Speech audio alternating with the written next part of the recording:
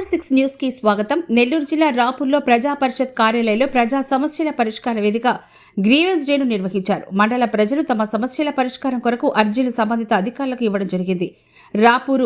రాపురం మండలం కోఆప్షన్ సభ్యులు SD Syed grievance లో పాల్గొని పట్టణంలో కుక్కలు, పందులు, కోతులు ప్రజలను ఇబ్బందికి గురి చేస్తున్నాయని, పారిశుధ్యం పనులు సక్రమంగా జరగడం లేదని, ప్రభుత్వ కార్యక్రమాలకు ప్రోటోకాల్ ప్రకారం నాకు ఆహ్వానం ఇవ్వడం లేదంటూ, రాపూర్ మండల అధికారులు ప్రోటోకాల్ పాటించడం లేదంటూ ఎంపీడీఓ భవానీ అర్జీల రూపంలో ఇట్టి త్వరగా పరిష్కారం చూపాలంటూ కోరారు. ఈ కార్యక్రమంలో రాపూర్ మండల తహసీల్దార్ లక్ష్మీ నరసింహం, సంబంధిత వివిధ ప్రభుత్వ శాఖల అధికారులు పాల్గొన్నారు.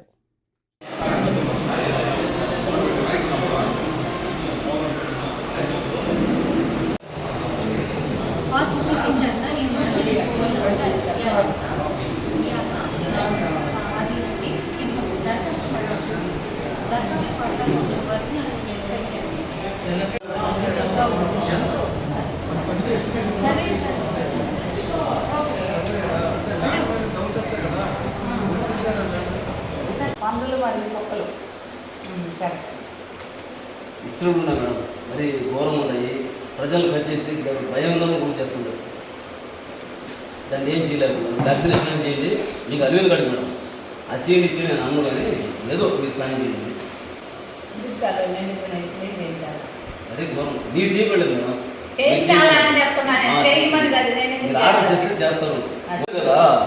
ఏ కనీసం వార్డు నెంబర్ అంటే ప్రజాప్రతినిధి సెక్రటరీ కదా చెప్పాల్సిందా.